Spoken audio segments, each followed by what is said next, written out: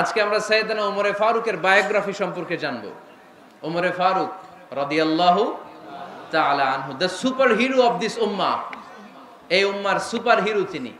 রাব্বুল আলামিন বলেন, মুহাম্মাদুর রাসূলুল্লাহি ওয়াল্লাযীনা মাআহু আশিদ্দাউ আলাল কুফফারি রুহামাউ বাইনাহুম। মুহাম্মদ সাল্লাল্লাহু আলাইহি ওয়াসাল্লাম আল্লাহর রাসূল, তার সাথে যারা থাকে মানে তার সাহাবারা, নিজেরা পুষ্পকমল, কাফেরদের ব্যাপারে তারা বজ্র কঠোর। সুবহানাল্লাহ পড়েন। এরপর আল্লাহ বললেন, তারাহুম রুকআন সুজদান ইয়াবতাগুনা ফাদলাম মিনাল্লাহি ওয়া রিদওয়ানা। ও নবী, আপনি দেখবেন আপনার সাহাবারা সব সময় রুকু করে, সব সময় সিজদা করে, সিজদার মধ্যে তারা মাথা ঠুকে ঠুকে আমার দরবারে কাঁদে। ঠিক কি না? সাহাবাদের একটা বৈশিষ্ট্য হচ্ছে অবসর পেলেই ওনারা রুকু করতেন, সিজদা করতেন। আকরাবু মা ইয়াকুনুল আবদু মির রাব্বিহি ওয়া হুয়া সাজিদ ফাআকসিরু ফীহি দুআ। বান্দা যখন সিজদায় লুটিয়ে পড়ে, বান্দা তখন আল্লাহর সবচেয়ে কাছে চলে যায়। আমরা যখন সিজদা দেই তখন আল্লাহর কাছে চলে যাই। কখন কাছে চলে যাই? যখন কি দেই? আপাত দৃষ্টিতে মনে হয় আমার সিজদাটা মসজিদের টাইলসের উপরে পড়েছে, জায়নামাজের উপরে পড়েছে, মসজিদের কাতারের উপরে, মুসল্লার উপরে পড়েছে, কিন্তু আল্লাহর হাবিব বলেন তোমার সিজদাটা আল্লাহর কুদরতি পায়ের উপরে পড়েছে। সাহাবীরা সব সময় রুকু সিজদায় পড়ে থাকতেন, আল্লাহর কাছে তারা চাইতেন। তাই আমাদের মডেল হবে সাহাবারা। আমাদের মডেল হবে কারা? আওয়াজ করে বলেন, কারা? এই মেসেজটা বাড়িতে নিয়ে যেতে পারবেন তো? This is the first message I drop today for the people of Faridpur. ফরিদপুরবাসীর জন্য আজকের আমার প্রথম মেসেজ, আমাদের মডেল হচ্ছে সাহাবারা। ঠিক কি না? সাহাবারা আমাদের মডেল, ওনারা আমাদের ইন্সপায়ারেশন, ওনারা আমাদের অনুপ্রেরণা। এজন্য আল্লাহর হাবিব সাল্লাল্লাহু আলাইহি ওয়াসাল্লাম বলেছেন, লা তাসুব্বু আসহাবি, খবরদার আমার সাহাবাদেরকে গালি দিও না। তোমরা যদি উহুদ পাহাড় পরিমাণ স্বর্ণ দান করো, আমার সাহাবারা ওই কঠিন মুহূর্তে যে এক মুঠ চাল দান করেছিল, ওই চালের দানের সমান হবে না। আবার বিশ্বনবী বলতেন, খায়রুল কুরুনি কারনি সুম্মাল্লাযীনা ইয়ালুনাহুম সুম্মাল্লাযীনা ইয়ালুনাহুম। সবচেয়ে শ্রেষ্ঠ যুগ আমার যুগ, তারপরে আমার সাহাবাদের যুগ, তারপরে তাবিঈদের যুগ। পড়েন সুবহানাল্লাহ। সবচেয়ে শ্রেষ্ঠ যুগ হচ্ছে সাহাবাদের যুগ। নাকি এখন প্লেন আবিষ্কার হয়েছে, রকেট আবিষ্কার হয়েছে, মডার্ন টেকনোলজি সব আমাদের হাতে, এজন্য এই যুগটা শ্রেষ্ঠ নাকি? না, আল্লাহর হাবিব সাল্লাল্লাহু আলাইহি ওয়াসাল্লাম বলেছেন সাহাবাদের যুগটা হচ্ছে গোটা দুনিয়া যত যুগ এই পৃথিবী দেখেছে সবচেয়ে শ্রেষ্ঠ যুগ হচ্ছে সাহাবাদের যুগ। চিল্লায় বলেন ঠিক কিনা? আবার আল্লাহ বললেন, রাদিয়াল্লাহু তাআলা আন। রব্বুল আলামিন দুনিয়ার কোন গোষ্ঠীর ব্যাপারে, দুনিয়ার কোন জাতির ব্যাপারে, দুনিয়ার কোন মানুষদের ব্যাপারে রেদওয়ানুল্লাহ, আল্লাহর সন্তুষ্টির কথাটা বলেন নাই, শুধু বলেছেন কেবলমাত্র সাহাবাদের জন্য। সুবহানাল্লাহ পড়েন। এজন্য সাহাবাদের নাম শুনলে কি পড়তে হয়? আমি যদি পড়ি আবু বকর, এরপরে কি পড়বেন? যদি পড়ি ওমর, যদি পড়ি আলী, যদি পড়ি উসমান রাদিয়াল্লাহু তাআলা আনহু, আল্লাহ তাআলা ওনাদের উপর খুশি হয়েছেন। ঠিক কি না? এজন্য সাহাবারা আমাদের মডেল। আজকে আমরা সাহাবাদের জীবন চরিত্র সম্পর্কে কিছু জানার চেষ্টা করব এবং সেই জীবনের আলোকে আমাদের জীবনকে আলোকিত করতে চেষ্টা করব ইনশাআল্লাহ। পড়েন। সবার মনোযোগ আছে তো? আজকে আমরা সাইয়েদনা ওমরে ফারুকের বায়োগ্রাফি সম্পর্কে জানবো। ওমরে ফারুক রাদিয়াল্লাহু তাআলা আনহু, the superhero of this উম্মাহ। এই উম্মার সুপার হিরো তিনি। ঠিক কি না? ওনার মুখের আগে লাঠি চলতো বেশি। সুবহানাল্লাহ পড়বেন না? মাঝে মাঝে লাঠি চালানোরও দরকার আছে না নাই? সাইয়েদনা ওমরে ফারুক আমাদের জন্য অনুপ্রেরণা। He is the real superhero of Muslim উম্মাহ। তিনি এই উম্মার রিয়েল সুপার হিরো। এজন্য ওনার জীবনী থেকে আমরা কিছু শিক্ষা নেওয়ার চেষ্টা করব ইনশাআল্লাহ। পড়েন। সাইয়েদনা ওমরে ফারুক কিভাবে ইসলাম ধর্ম গ্রহণ করলেন, কিভাবে বিশ্বনবীর প্রাণের কলিজার টুকরা হলেন, এটা দিয়ে আমরা শুরু করি।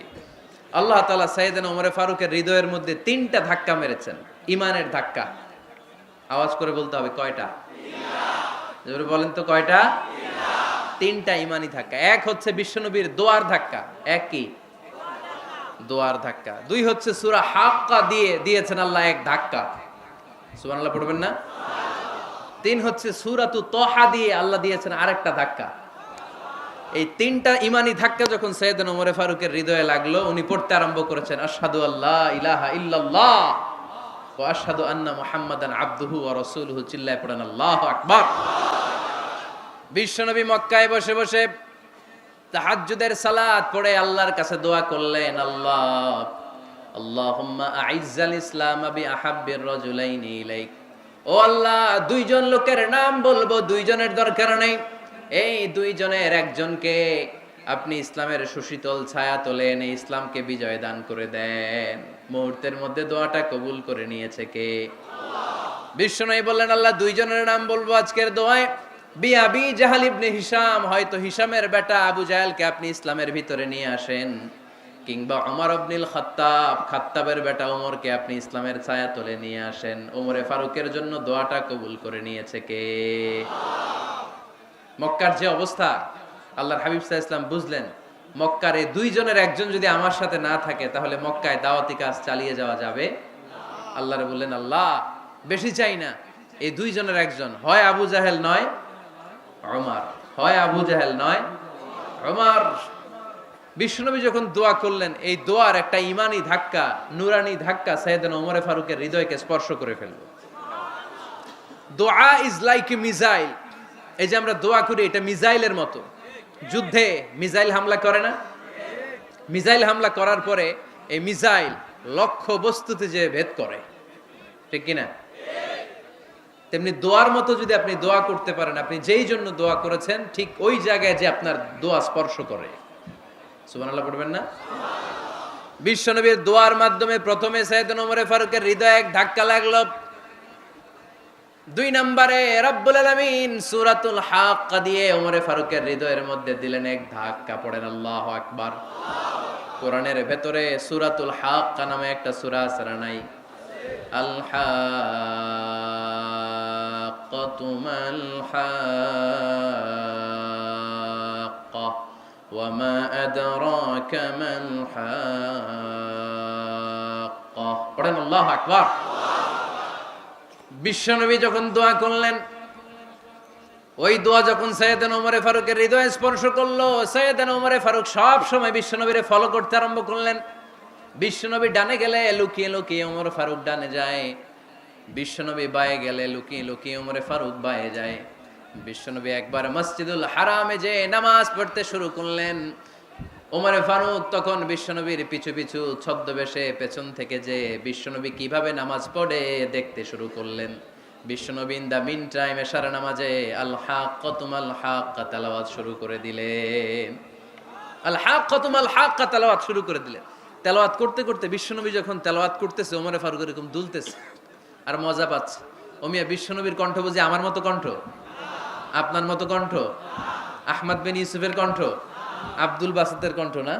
আহা, বিশ্বনবীর গলায় যে কি সুরের ঝংকার আল্লাহ দিয়েছেন, কি সুরের লহরী আল্লাহ দিয়েছেন, একবার যে শুনতো পাগল হয়ে যেত। আল্লাহু আকবার।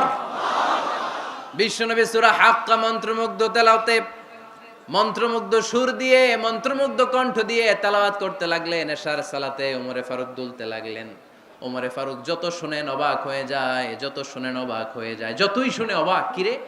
কারণ তিনি আরবি ভাষা বুঝতেন। এত সুন্দর শব্দের গাঁথনি, এত প্রাঞ্জল বর্ণনা, এত সুন্দর অন্তমিল, এটা কবিতা না হয়ে পারে না। উনি মনে মনে ভাবলেন, এটা মনে হয় কবিতা। It might be poem, it could be poem. Muhammad মনে হয় কবি হয়ে গেছে, তার কাব্য প্রতিভা দিয়ে সে এটা বানিয়েছে। তা না হলে এত সুন্দর কথা, এটা কবিতা না হয়ে পারে। ইন দ্য মিন টাইম বিশ্বনবী কিন্তু দেখতেছে না যে পেছনে ওমর। বিশ্বনবী তেলাওয়াত করছিলেন। ইন দ্য মিন টাইম বিশ্বনবী পড়ছিলেন, ওমা হুয়া বিকাউলি শাইরিন কলিলাম মা তুমিনুন। এই আয়াতের অর্থ হলো, এটা কোনো কবির কথা নয়, খুব অল্প সংখ্যক লোকই তোমরা ঈমান আনো। সুবহানাল্লাহ পড়ে। এটাকে বলে কোইনসিডেন্ট। কোইনসিডেন্ট, হুট করে অনেক সময় মিলে যায়। যায় কি যায় না? আপনি একজনের কথা ভাবতেছেন ভাবতেছেন, বাজারে গেলেন, বাজারে যেই দেখেন ওই লোকটা দাঁড়ায় আছে, এরকম হয় কি হয় না? কোইনসিডেন্ট। ওমর ফারুক মনে মনে যেটা ভাবতেছে ওই কথা দিয়ে বিশ্বনবী তেলাওয়াত করতেছে। আল্লাহু আকবার। বিশ্বনবী যে আয়াত তেলাওয়াত করছিলেন, আয়াতের অর্থ হলো, এটা কোনো কবির বানানো কবিতা না। খুব অল্প সংখ্যক লোকই তোমরা ঈমান আনো। ওমরে ফারুক আটকে উঠলেন, থমকে দাঁড়ালেন। ঘটনা কি? আমি মনে মনে ভাবলাম, কি রে, এত সুন্দর কথা, এটা তো মানুষের কথা হতে পারে না, এটা নিশ্চয়ই কবিতা, কবির কথা। কিন্তু মুহাম্মদ এখন আবার পড়তেছে ওমা হুয়া বিকাউলি শায়ের, এটা কোনো শায়েরের, কবির কথা নয়। কলিলাম মা তুমিনুন, অল্পই তোমরা ঈমান আনো। তার মানে আমার মনে যা চলে মুহাম্মদ এটা টের পায়। মুহাম্মদ গণক। নাউজুবিল্লাহ পড়বেন না? মুহাম্মদ অনেক বড় মাপের একজন গণক। মানুষের হৃদয়ে কি চলে, মনে মনে কি ভাবে, মুহাম্মদ না দেখেও বলে দিতে পারে। ইন দা মিন টাইম বিশ্বনবী পরের আয়াতে পড়লেন ওয়ালা বিকাউলি কাহিনিন কলিলাম মা তাযাক্কারুন। এই আয়াতের অর্থ হলো এটা কোনো গণকের বানানো গণনা নয়, খুব অল্প সংখ্যক লোকই তোমরা উপদেশ হিসেবে এটাকে মানো। সুবহানাল্লাহ পড়েন। এবার আর ওমরে ফারুকের সহ্য হয় না, কি আজীব তামাশা। প্রথমে মনে করলাম কবিতা, মোহাম্মদ কয় কবি না, সে কবি না, এটা কবিতা না। তারপর ভাবলাম সে গণক, সে আয়াত পরে পরে বলে দিল এটা গণনা নয়, তাহলে এটা কি? এটা কি কবিতাও না, গণনাও না, তাহলে এটা কি? বিশ্বনবী তখন বললেন তানজিলুম মির রাব্বিল আলামিন। সুবহানাল্লাহ পড়েন। পরের আয়াত ছিল তানজিলুম মির রাব্বিল আলামিন। এটা দুনিয়ার কোন কবির বানানো কবিতা না, এটা কোন গণকের গণনা না, এটা কোন সাহিত্যিকের বানানো সাহিত্য নয়, এটা মহাবিশ্বের পরিচালক রব্বুল আলামিনের কাছ থেকে পাঠানো কিতাব কোরআন। সূরা হাক্কার ধাক্কায় ওমরে ফারুক কাইত। প্রথমে ধাক্কাটা লাগলো যে দোয়া। বিষ্ণুবী তাহাজ্জুদে কেঁদে দোয়া করলেন, আল্লাহ হয় আবু জাহেল রে দিবা নাইলে ওমর রে দিবা। ওই দোয়া ওমরে ফারুকের হৃদয়ে ছোঁয়া লেগেছে। এরপর হাক্কা, সূরাতুল হাক্কা দিয়ে দিলে এক ধাক্কা। এই ধাক্কা খেয়ে উথাল পাথাল হৃদয়ের মধ্যে, হায় রে, এ কি বাণী, এ কেমন কথা, কে মুহাম্মদ? তারপরও শয়তানের ওয়াসওয়াসা আছে না নাই? আল্লাহ বলে যতই ওয়াসওয়াসা ওমরকে দেয়া হোক, আমি ওমরে ফারুককে এই মুসলিম উম্মতের সেনাপতি বানিয়ে ছাড়বো, আমি সেনাপতি বানাবো। এবার 3 নাম্বার ডোজ। ডাক্তারের কাছে গেলে প্রথমে দেখবেন সিম্পল ডোজ দেয়, নরমাল ওষুধ, এটাতে কাজ না হলে ডোজ বাড়ায়, একেবারে কাজ না হলে অ্যান্টিবায়োটিক মারে, আছে না নাই?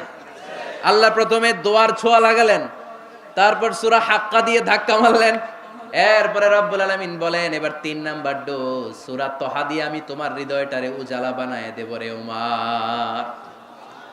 শয়তান ওদিক দিয়ে ওয়াসওয়াসা, খেলা দুই দিক থেকে চলতেছে। আল্লাহ তাআলা হেদায়েতের রাস্তায় টানছে, শয়তান জাহান্নামের দিকে টানছে। ঘোষণা দেয়া হলো মক্কায়, মুহাম্মদের মাথা কেটে এনে দিলে এত এত স্বর্ণ মুদ্রা দেয়া হবে। ওমরে ফারুক রাজি হয়ে গেলেন, নাঙ্গা তলোয়ার নিয়ে বিশ্বনবীর মাথা কাটার জন্য ছুটলেন। নাউজুবিল্লাহ পড়বেন না? বনু জাহরা গোত্রের এক লোক বলে, আইনা ইয়া আমার, কই যাও? মুহাম্মদের মাথা কাটতে যাই। আরে মুহাম্মদের মাথা কাটতে যাও? তোমার বোন ফাতিমা বিনতে খাত্তাব আর তোমার বোন জামাই সাঈদ কদ সাবা, এরা তো ধর্ম ত্যাগ করে ফেলছে, এটা তো আমাদের ধর্ম ত্যাগ করে মুহাম্মদের ফলোয়ার হয়ে গেছে। আগে ওমর ঘর সামলাও, পরে মুহাম্মদের মাথা কাটতে যেও। ওমরে ফারুক অবাক হয়ে গেলেন, তলোয়ার নিয়ে বিশ্বনবীর দিকে না যে নিজের বাড়ির দিকে চলে গেলেন। বিশ্বনবীর আপন বোন ফাতেমা বিনতে খাত্তাব, বোন জামাই সাঈদ আর খাব্বাব রাদিয়াল্লাহু তাআলা আনহু, তিনজন মিলে সূরা তহা তেলাওয়াত করছিলেন। পড়েন সুবহানাল্লাহ। মক্কায় লুকিয়ে লুকিয়ে দাওয়াত হতো। খাব্বাব রাদিয়াল্লাহু তাআলা আনহু একটা চামড়ার ফলকের মধ্যে সূরা তহার কয়েকটা আয়াত এনে ওমরে ফারুকের বোন আর বোন জামাইকে শিক্ষা দিচ্ছে, ট্রেনিং দিচ্ছে। সুবহানাল্লাহ পড়েন। লুকিয়ে লুকিয়ে ওমরে ফারুক যখন ঘরে চলে আসলেন, এরা তটস্থ হয়ে গেল। সাইয়েদনা খাব্বাব বিছানার তলায় লুকিয়ে গেলেন। ওমরে ফারুক বললেন, দরজা খোলো। ফাতেমা বিনতে খাত্তাব দরজা খোলার পরে নির্মম ভাবে সাইয়েদনা ওমর রাদিয়াল্লাহু তাআলা আনহু বোনের গায়ে আঘাত শুরু করে দিল। বোন জামাইকে আহত করতে শুরু করলো আর বলতে শুরু করলো, তোরা পাগল হলি কেন? কি আছে ওই মুহাম্মাদের মধ্যে? কি জাদু নিয়ে সে এসেছে? সে যাই বলে লোকজন পাগল হয়ে যায়, সবাই তার উপর কালিমা পড়ে ঈমান এনে ফেলে। কি এমন জিনিস তোদের কাছে আছে যেটা দেখে মুহাম্মদকে তোরা ভালোবাসলি? কি আছে? কি পড়তেছিলি আমারে দেখা। ফাতেমা বলে, ইন্নাকা রিজসুন লা ইয়ামাসসুহু ইল্লাল মুতাহহারুন। ও আমার ভাই ওমর, তুমি নাপাক। তুমি কি? লা ইয়ামাসসুহু ইল্লাল মুতাহহারুন, পবিত্রতা অর্জন না করে এই কোরআন ধরা যায় না। সুবহানাল্লাহ পড়েন। উমরে ফারুক গোসল করে আসলেন, কারণ ধাক্কা তো আগে কয়েকটা খাইছে, কথা বুঝেন নাই বোধহয়। প্রথমে দোয়ার ধাক্কা, পরে কোন সূরা দিয়ে ধাক্কা, হাক্কা দিয়ে ধাক্কা, 3 নম্বরে এখন আরেকটা ধাক্কা খাবে। গোসল করে আসলেন। ফাতেমা বিনতে খাত্তাব বললেন, গোসল যখন করে এসেছেন এই নেন। উমরে ফারুক এবার চামড়ার কাপড়ের মধ্যে সূরা তহার প্রথম আয়াতের দিকে নজর করলেন, নজর করেই কোরআনের প্রেমে পড়ে গেলেন। পড়েন সুবহানাল্লাহ। উমরে ফারুক পড়তে আরম্ভ করলেন, তহা মা আনজালনা আলাইকাল কুরআনা লিতাশকা ইল্লা তাযকিরাতাল লিমান ইয়াখশা তানজিলাম মিম্মান খালাকাল আরদা ওয়াস সামাওয়াতিল উলা। সুবহানাল্লাহ পড়েন। উনি পড়তে আরম্ভ করলেন, তহা মা আনজালনা আলাইকাল কুরআনা লিতাশকা, এই কোরআনকে আমি তোমাদের হতভাগ্য থাকার জন্য পাঠাই নাই, এটা রব্বুল আলামিনের পক্ষ থেকে এসেছে। যারা রবকে ভয় করে তাদের জন্য আছে উপদেশ। যিনি আকাশ বানিয়েছেন, জমিন বানিয়েছেন, ওই আল্লাহ তাআলা নিজেই এই কোরআন পাঠিয়েছে। আওয়াজ করে পড়তে হবে আল্লাহু আকবার। উনি খুব ভালো আরবি জানতেন। সূরা তহা পড়ার পরে আর ধৈর্য ধারণ করতে পারে না। ওমরে ফারুক ছোট্ট বাচ্চার মতো কান্না শুরু করে দিলেন, আল্লাহু আকবার। সূরা তহাটা হাতে নিয়ে, তলোয়ারটা হাতে নিয়ে বিশ্বনবীর দিকে ছুটতে আরম্ভ করলেন। আইনা মুহাম্মদ, কোথায় মুহাম্মদ? তোমরা আমাকে মুহাম্মাদের কাছে নিয়ে চলো। বিশ্বনবী তখন সাফা পাহাড়ের পাদদেশে দারুল আরকাম ইবনে আলকামের ঘরে লুকিয়ে লুকিয়ে কোরআনের দাওয়াত দিতেন। ওমরে ফারুককে পাগলের মতো ছুটে আসতে দেখে বিশ্বনবীর চাচা হামজা ইবনে আব্দুল মুত্তালিব বলল, নবী আপনি পালান, ওই যে খাত্তাবের বেটা ওমর আপনাকে অপমান করার জন্য, আক্রমণ করার জন্য তেরে এসেছে। সাহাবীরা বললেন, নবী আপনি পালিয়ে যান, আমরা সামাল দেব। বিশ্বনবী বললেন, না আমি পালাবো না, বরং তোমরা সরে যাও। ওমর ইবনে আল খাত্তাবকে আমার দরবার পর্যন্ত আসতে দাও। আমার তো মনে হচ্ছে ওই যে তাহাজ্জুদের নামাজ শেষে চোখের পানি ছেড়ে যে আমি আল্লাহর কাছে দোয়া করেছি, আজকে আমার ওই দোয়াটা কবুল হতে শুরু করেছে। আমার তো মনে হচ্ছে আমার ওই দোয়া কবুল হবে, আসতে দাও। ওমর ফারুক এসে বললেন, আশহাদু আল্লা ইলাহা ইল্লাল্লাহ ওয়া আশহাদু আন্না মুহাম্মাদান আবদুহু ওয়া রাসূলুহু, আমি সাক্ষ্য দিলাম আল্লাহ ছাড়া কোনো ইলাহা নাই, নিশ্চয়ই আপনি আল্লাহর প্রেরিত বান্দা এবং রাসূল। পড়েন সুবহানাল্লাহ। ওমর ফারুক যখন কালিমা শাহাদা পড়ে মুসলমান হয়ে বিশ্বনবীর হাতে হাত রাখলেন, মুসলিম সাহাবীদের মধ্যে খুশি আর আনন্দের বন্যা বয়ে গেল। মুসলিম হাতে গোনা সাহাবারা আল্লাহর প্রশংসা করলেন। বিশ্বনবী সাইয়েদনা ওমর ফারুককে জড়িয়ে ধরলেন। ওমর ফারুক এবার বিশ্বনবীরে বললেন, নবী গো, আলাসনা আলাল হক, আমরা কি সত্যের উপরে আছি নাকি আমরা ভুলের উপরে আছি? বিশ্বনবী বললেন, বালা নাহনু আলাল হক, আমরাই সত্যের উপরে আছি। সুবহানাল্লাহ পড়েন। আলাসনা আলাল হক, নবী আমরা কি সত্যের উপরে নাই? হ্যাঁ অবশ্যই ওমর, তুমি সত্যের উপরে আছো। ওমরে ফারুক বললেন, তাহলে ফাফিমাল ইখতিফা, তাহলে লুকায় লুকায় আর দাওয়াত দেব কেন? আমি তো কালিমা পড়ে ফেলছি, আসেন আমার সাথে বের হই। ফাফিমাল ইখতিফা, আর লুকায় লুকায় কেন? আসেন আমরা বাইরে বের হই। বিশ্বনবী বললেন, ওমর এটা মাক্কি জীবন, এখানে আমরা একটু গোপনে গোপনে দাওয়াত দিতে চাই। ওমরে ফারুক বলে, না, আমার দায়িত্ব, আমি একটা মিছিল দিতে চাই নবী। আল্লাহর নামের তাকবীর দিতে দিতে দারুল আরকাম থেকে শুরু করে মসজিদুল হারাম পর্যন্ত একটা মিছিল দিয়ে আমি মক্কা কাঁপায়া দেব। অনুমতি দেন। বিশ্বনবী দিতে চায় না। ওমর ফারুক অনেক বুঝানোর পরে স্বল্প পরিসরের একটা অনুমোদন পাওয়া গেল বিশ্বনবী সাল্লাল্লাহু আলাইহি ওয়াসাল্লামের কাছ থেকে। কিন্তু মিছিল যে দিবে, মিছিলের জন্য লোকের দরকার আছে না নাই? এখানে লোক নাই, আমি একাই মিছিল দিতেছি। এটা জমবে, মিছিল জমবে। খুঁজে উনি 11 জন মুসলিম সাহাবা পেলেন। কয়জন? ওমরে ফারুক বললেন, 11 জনই সই। এই 11 জন নিয়েই আমি আল্লাহর নামের তাকবীর দিব। 2 লাইন করলেন। কয় লাইন? 2 লাইন। পেছনে 6 জন, আর এই লাইনের নেতা বানালেন বিশ্বনবীর চাচা হামজাকে রাদিয়াল্লাহু তাআলা আনহু। আর সামনে 5 জন, তার আগে দাঁড়ালেন উনি নিজেই। তাহলে 6 6 12, বললেন এই 2 লাইনই আমরা তাকবীর দিতে দিতে, বেশি না, এই দারুল আরকামের ঘর থেকে, আপনারা জানেন যে সাফা মারওয়া এখন যে সাই হয়, এই সাফার পাদদেশে ছিল দারুল আরকামের ঘর। উনি বললেন এখান থেকে ওই যে কাবার গিলাফ দেখা যায়, কাবার গিলাফ পর্যন্ত আমরা এই তাকবীর নিয়ে ওখানে যাব। সুবহানাল্লাহ পড়বেন না? ওখানে উনি দাঁড়িয়ে ছোট্ট একটা ভাষণ দিয়েছিলেন।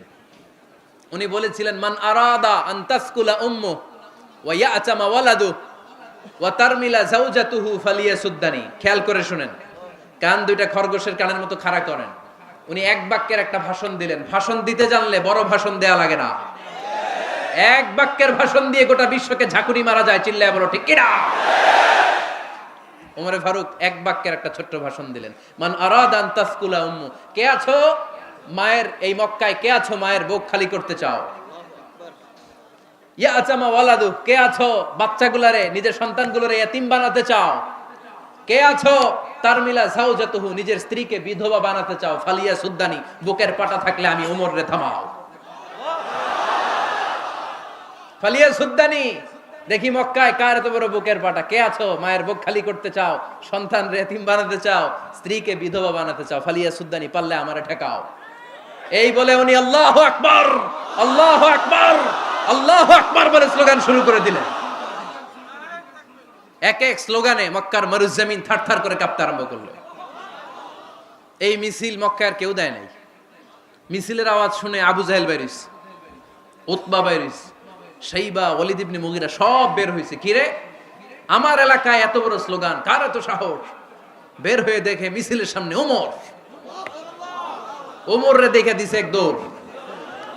কারণ ওমরে ফারুককে থামানোর মতো বাপের বেটা মক্কায় দ্বিতীয়টা কেউ ছিল না। আওয়াজ করে বলেন ঠিক কিনা? ওমরে ফারুক আল্লাহু আকবার, আল্লাহু আকবার বলে স্লোগান দিতে দিতে মসজিদুল হারামের ভেতরে ঢুকে গেল। কাবার গিলাফ ধরার পরে সেদিন মিছিল থেমেছে। ওই আল্লাহর নামের স্লোগান সেদিন কেউ থামাতে পারে নাই, কিয়ামত পর্যন্ত কেউ থামাতে পারবে না। চিল্লায় বলো ঠিক কিনা?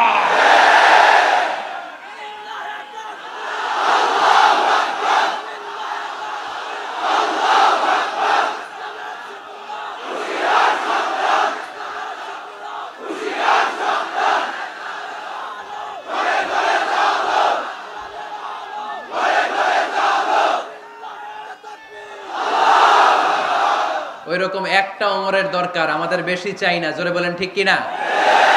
দাও খোদা দাও আমায় আবার ওমর দারাজ দিল, দাও খোদা দাও আমায় আবার ওমর দারাজ দিল, দাও আলীর মতো বীর সেনানি, আলীর মতো বীর সেনানি জাগাতে নিখিল,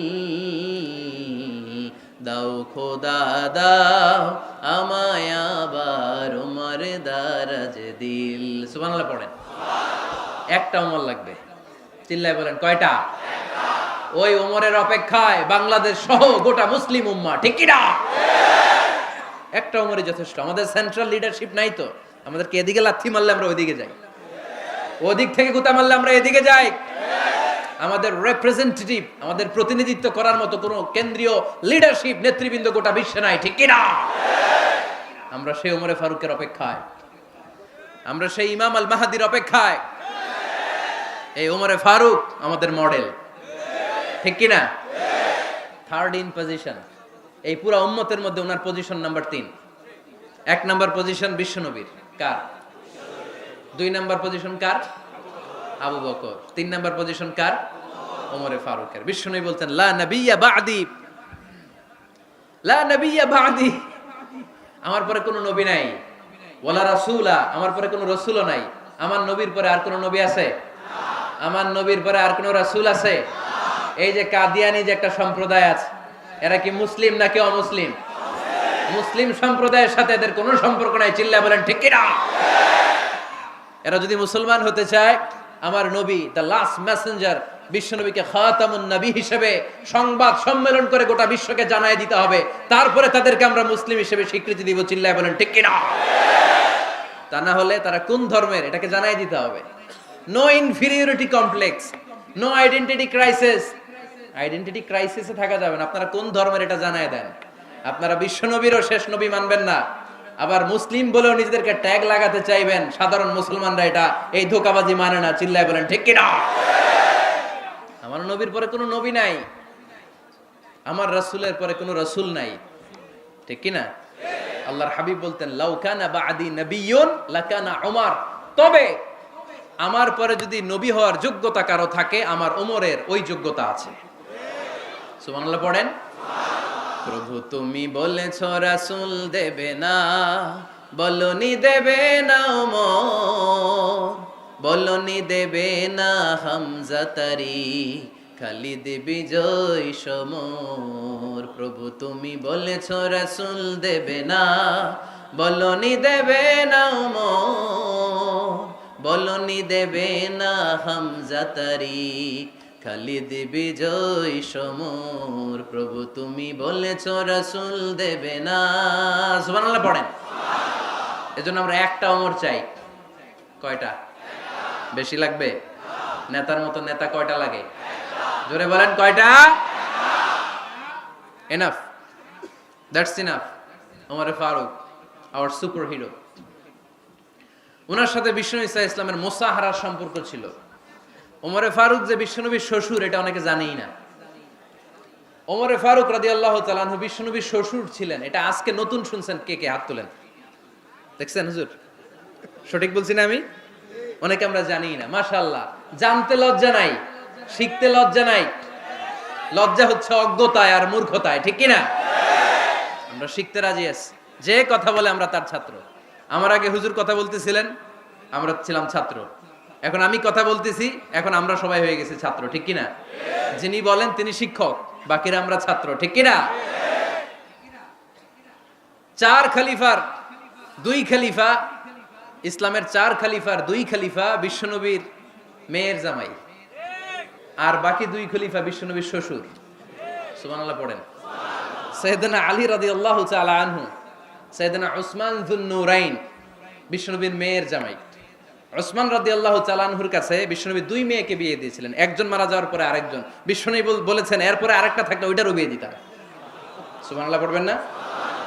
দুইজন ছিল মেয়ের জামাই আর দুইজন ছিল শ্বশুর। সাইয়েদনা আবু বকর শ্বশুর, বিশ্বনবীর স্ত্রী আম্মাজান আয়েশা রাদিয়াল্লাহু তাআলা আনহার বাবা। বিশ্বনবীর স্ত্রী আম্মাজান হাফসা রাদিয়াল্লাহু তাআলা আনহার বাবা ছিল সাইয়েদনা ওমর ফারুক। চিল্লায় পড়েন আল্লাহু আকবার। জানো তো না পজিশন না? সাইয়্যিদু কুহুলিল জান্নাহ, জান্নাতে যত নারীরা যাবে নারীদের সর্দারিনী হবে সাইয়্যিদাতুনা ফাতেমা রাদিয়াল্লাহু তাআলা আনহা। এই ফরিদপুরের যত ইয়াং স্টাররা তোমরা যারা জান্নাতে যাবে তোমাদের লিডার হবে সাইয়েদনা হাসান আর হুসাইন রাদিয়াল্লাহু তাআলা আনহুমা। আর বয়স্ক মুরব্বীরা যারা জান্নাতে ঢুকবেন আপনাদের লিডার হবে সাইয়েদনা আবু বকর আর সাইয়েদনা ওমর ফারুক রাদিয়াল্লাহু তাআলা আনহু। সুবহানাল্লাহ পড়তে পারলেন না? ওমর ফারুক এটা সাধারণ কোনো ক্যারেক্টারিস্টিক্স নয়। ওনাকে আল্লাহ তাআলা নলেজও দিয়েছেন, আবার দিনদারিও দিয়েছেন। আমার দিনী ভাইয়েরা খেয়াল রাখবেন, কোনো আলেমের মধ্যে বা কোনো নেতার মধ্যে যদি এই দুইটার সমন্বয় আপনি পান, যে তার জ্ঞানও আছে আবার দিনদারিও আছে, he belongs the knowledge and he belongs the তাকওয়া, সে গোটা বিশ্বকে জয় করে ফেলবে, ঠিক কি না? যার মধ্যে জ্ঞান আছে, যার মধ্যে তাকওয়া আছে, তারে কেউ থামায় রাখতে পারে? ওমরে ফারুককে এই দুই নেয়ামত দিয়ে ধন্য করেছে কে? সহিহ বুখারীর বর্ণনা, বিশ্বনবী সাহাবীদের সামনে একটা স্বপ্নের কথা বলছেন। বিশ্বনবী বললেন আমি স্বপ্নে দেখলাম আমার আঙ্গুলের ফাঁকা থেকে দুধ বের হচ্ছে, আমি তৃপ্তি সহকারে দুধ খেলাম। খাওয়ার পরে দেখলাম আঙ্গুলের মধ্যে একটু দুধ লেগে আছে। আমার আঙ্গুলে অতিরিক্ত লেগে থাকা দুধটা আমি ওমরে ফারুকের মুখের মধ্যে লাগিয়ে দিলাম। সাহাবারা বললেন ইয়া রাসূলুল্লাহ, ইয়া হাবিবাল্লাহ, মাযা আওয়ালতা বিহি, এই স্বপ্নের আপনি কি ব্যাখ্যা করলেন, আমরা তো বুঝলাম না। বিশ্বনবী বললেন আওয়ালতু বিহি আল ইলম, আমি এই দুধ দিয়ে জ্ঞানের ব্যাখ্যা করেছি, কারণ ওমরকে আল্লাহ যেই জ্ঞান দিয়েছে গোটা বিশ্বের কাউকে এত জ্ঞান দেয় না। এজন্য স্বপ্নে যদি কেউ দেখেন যে আপনি দুধ খাচ্ছেন, তার মানে আল্লাহ তাআলা আপনার জ্ঞান বাড়ায় দিবে। ওমরে ফারুককে দুধ খেয়ে অতিরিক্ত দুধের অংশটা বিশ্বনবী আবু বকর রাদিয়াল্লাহু তাআলা আনহুর মুখে দেন নাই, সাইয়েদনা উসমানের মুখে দেন নাই, আলী রাদিয়াল্লাহু তাআলা আনহুর মুখে দেন নাই। স্বপ্নে ওই অতিরিক্ত লেগে থাকা দুধটা বিশ্বনবী ওমরে ফারুকের ঠোঁটের মধ্যে লাগিয়ে দিয়েছেন। এই হাদিস থেকে প্রমাণ হয় আল্লাহ তাআলা জ্ঞানের নেয়ামতে সাইয়েদনা ওমরে ফারুককে ধন্য করেছেন। আবার বুখারীর বর্ণনা, বিশ্বনবী সাল্লাল্লাহু আলাইহি ওয়াসাল্লাম আরেকটা স্বপ্নের বর্ণনা দিচ্ছেন। তিনি বললেন, তোমাদের সবাইকে স্বপ্নে আমার সামনে দাঁড় করানো হলো। আমি দেখলাম তোমাদের কারো জুব্বা নাভি পর্যন্ত, কারো জুব্বা হাঁটু পর্যন্ত, কারো জুব্বা টাকনু পর্যন্ত। ওমরে ফারুককে যখন স্বপ্নে আমার সামনে দাঁড় করিয়ে দেয়া হলো, আমি দেখলাম ওমরের জুব্বা এত লম্বা, ওমর টেনে হিচড়ে তার জুব্বা নিয়ে সামনে হেঁটে যাচ্ছে। সাহাবারা বললেন, ফামাযা আওয়ালতা বিহি ইয়া রাসূলুল্লাহ, ও আল্লাহর রাসূল, এই স্বপ্ন দিয়ে আপনি কি বোঝাতে চাইলেন? আমরা কিছু বুঝলাম না। বিশ্বনবী বললেন, আউয়ালতু বিহি আদ-দীন, আমি এই হাদিসের দ্বারা দ্বীনের ব্যাখ্যা করলাম। যার জামা যত লম্বা তার দ্বীনদারি তত বেশি। সুবহানাল্লাহ, আসতে পড়েন। স্বপ্নে দেখলেন কোন সাহাবীর জুব্বা নাভি, কোন সাহাবীর হাঁটু, কারোটা টাকনু, কিন্তু ওমরে ফারুকের জুব্বা এত লম্বা, ইয়াজুরু সাওবাহু, তিনি তার জুব্বা টেনে হিচড়ে যাচ্ছেন। বিশ্বনবী বললেন, এটা দ্বারা আমি দ্বীন, আমি তাকওয়া, দ্বীনদারি, তাকওয়া, এটার ব্যাখ্যা করেছি। তার মানে ওমরে ফারুকের তাকওয়ার সামনে সব তাকওয়া পানি হয়ে যাবে। কোন সুবহানাল্লাহ। আল্লাহ তাআলা সাইয়েদনা ওমরে ফারুককে দ্বীনের জ্ঞান দিয়েছেন, তাকওয়া দিয়েছেন। যুবক ভাইয়েরা, যাকে আল্লাহ তাআলা দ্বীনের জ্ঞান দেয়, যাকে আল্লাহ তাআলা তাকওয়ার এই গুণ দিয়ে সমৃদ্ধ করে, তার জন্য গোটা বিশ্বের সব দরজাগুলোকে ওপেন করে দেয় কে? কত বড় মুত্তাকি ছিলেন সাইয়েদনা ওমরে ফারুক। মদিনার সমাজে কয়জন মুনাফিক ছিল বিশ্বনবী ছাড়া কেউ বলতে পারতেন না। বিশ্বনবী কোন সাহাবীকে মুনাফিকদের লিস্ট দিয়ে যান নাই, একজন সাহাবী ছাড়া। দেখি কেউ বলতে পারেন কিনা ওই সাহাবীর নাম? কি নাম? হুযায়ফা ইবনুল ইয়ামান রাদিয়াল্লাহু তাআলা আনহু। ওনাকে বলা হতো সাহিবু সিররি রাসূলিল্লাহ, আল্লাহ রাসূল সাল্লাল্লাহু আলাইহি ওয়াসাল্লামের গোপন তথ্যের ধারক বাহক। সুবহানাল্লাহ পড়বেন না? বিশ্বনবী ইন্তেকালের আগে মদিনার সমাজে মোট কয়জন মুনাফিক আছে, এই তথ্য আবু বকরকে বলেন নাই, ওমর রাদিয়াল্লাহু তাআলা আনহুকে বলেন নাই, উসমান রাদিয়াল্লাহু তাআলা আনহু, আলী রাদিয়াল্লাহু তাআলা আনহু, আশারাতুল মুবাশশিরিনা বিল জান্নাহ কোন সাহাবীকে বলেন নাই। শুধুমাত্র কেবলমাত্র একমাত্র হুযায়ফা ইবনুল ইয়ামান রাদিয়াল্লাহু তাআলা আনহুর কাছে মুনাফিকদের লিস্টে বিশ্বনবী দিয়ে গিয়েছেন। সুবহানাল্লাহ পড়েন। মদিনায় কারা কারা মুনাফিক কেউ জানতো না, হুযায়ফা ছাড়া। কে ছাড়া? নামটা আজকে মুখস্থ করেন, যাতে অন্য কোনো ওয়াজে কেউ জিজ্ঞেস করলে বলতে পারেন। মুনাফিকদের লিস্ট যে সাহাবীর কাছে বিশ্বনবী দিয়ে গিয়েছিলেন, সাহাবীর নাম কি? নাম? নামটা কেমন লাগে? ভাল লাগে? অনেকে আমারে জিজ্ঞেস করে, হুজুর আমার ছেলে হবে আগামী মাসে, একটা নাম দেন। নাম দিয়ে দিলাম হুযায়ফা। যাদের হবে ছেলে, এলাকায় যাদের নেক্সট কয়েক মাসে ছেলে হবে, খালি হুযায়ফা চলবে। কি চলবে? ভাল লাগে? নামটা ভাল লাগে? রাইখেন, অনেক সুন্দর নাম। উনি জানতেন মুনাফিক কারা। দেখেন ওমরে ফারুকের তাকওয়ার লেভেলটা কত হাই। ওমরে ফারুক একদিন হুযায়ফা রাদিয়াল্লাহু তাআলা আনহুর কাছে গেলেন, যে বললেন, হুযায়ফা, বিশ্বনবী ইন্তেকালের আগে মুনাফিকদের নামের লিস্টটা কারো কাছে দেয় নাই, আমার জানা নাই, সাইয়েদনা আবু বকরের জানা নাই, কোন সাহাবীর জানা নাই, তুমি ছাড়া। আমি তোমার কাছে জানতে চাই, আমি ওমরের নামটা ওই মুনাফিকদের খাতায় আছে কিনা আমার একটু বলো। আমার ওমরের নামটা ওই মুনাফিকদের লিস্টিতে একটু আছে কিনা, নামটা একটু বলো। যদি থাকে আমি ভালো হয়ে যাব, আমি নেফাকি দূর করে পাক্কা মুমিন হতে চাই। আমার নাম যদি মুনাফিকের লিস্টে থাকে আমি তো শেষ। হুযায়ফা চোখের পানি ছেড়ে দিয়ে বলে, আমিরুল মুমিনিন, কেমন প্রশ্ন করলেন আপনি? আপনি বিশ্বনবীর শ্বশুর, এই উম্মতে আপনার পজিশন 3 নাম্বার। আপনারে মুনাফিকরা ভয় পায়, শয়তান আপনারে ভয় পায়। আপনি জান্নাতে সব বয়স্ক লোকদেরকে নিয়ে জান্নাতের মধ্যে আগে আগে ঢুকবেন, কেমন করে মুনাফিকদের কাতারে আপনার নাম থাকতে পারে ওমর? সুবহানাল্লাহ পড়ে। কি বিনয়ী, কি তাকওয়া। হুযায়ফাকে যে ধরতেন, হুযায়ফা একটু বলো না আমার নামটা মুনাফিকদের লিস্টিতে আছে কিনা। ওমরে ফারুকের যদি এই টেনশন থাকে যে আমি মুনাফিক হয়ে গেলাম কিনা, আমাদের এই টেনশন থাকার দরকার আছে না নাই? হ্যাঁ, যেন সব সময় আল্লাহর কাছে দোয়া করতে হবে, আল্লাহ তুমি নেফাকি থেকে আমাদেরকে বাঁচাও। আরো জোরে পড়েন আমিন।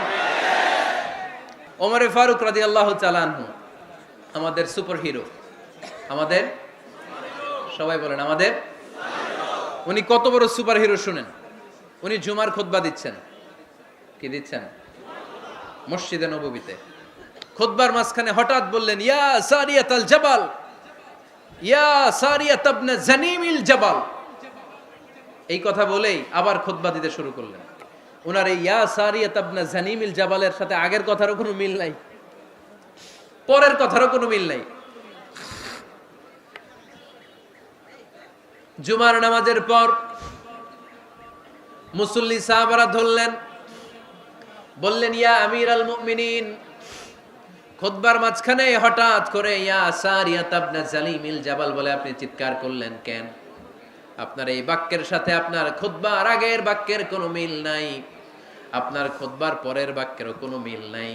এই কথা আপনি কারে বললেন, কারে উদ্দেশ্য করে বললেন? এই কথার তাৎপর্য কি আমাদেরকে বুঝিয়ে বলেন।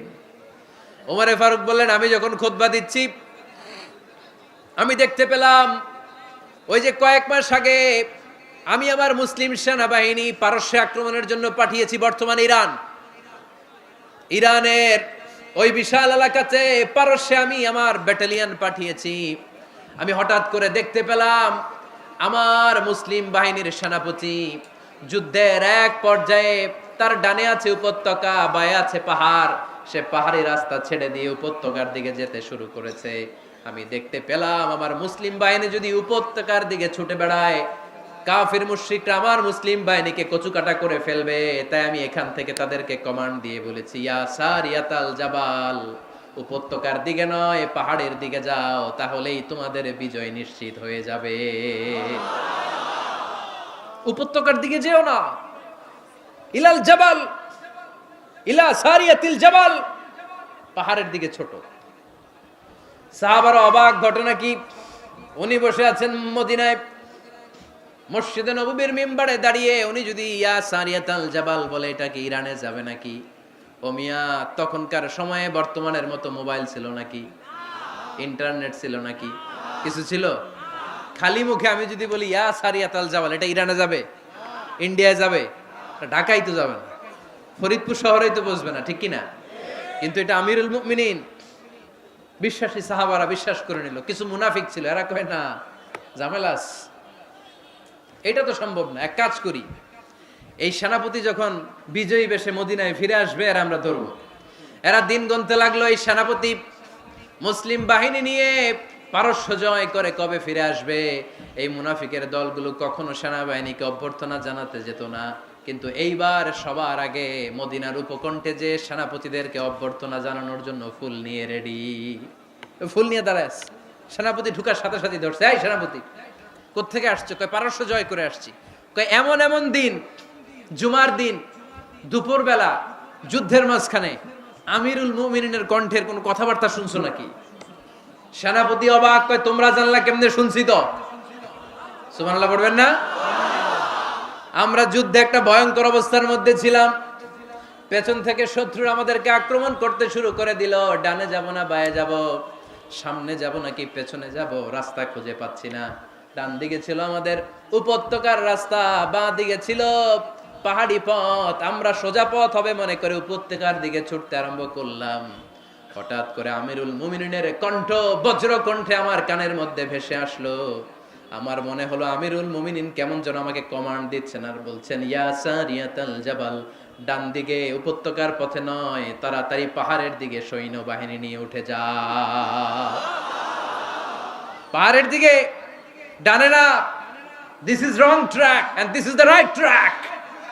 ওই দিন যদি ওমরে ফারুকের ওই গাইডলাইন, আমিরুল মুমিনিনের কমান্ড যদি আমি না শুনতাম, আজকে বিজয়ের বেশে ফিরতেও পারতাম না, আমাদের চেহারাও তোমরা দেখতে পেতে না। ওমরে ফারুকের ওই কমান্ড, ওই গাইডলাইন অদৃশ্য থেকে শোনার কারণে ওই পারস্যের মধ্যে আমাদেরকে সেই যুদ্ধে বিজয় দান করেছে কে? দিস ইজ ওমরে ফারুক, দিস ইজ ওমরে ফারুক।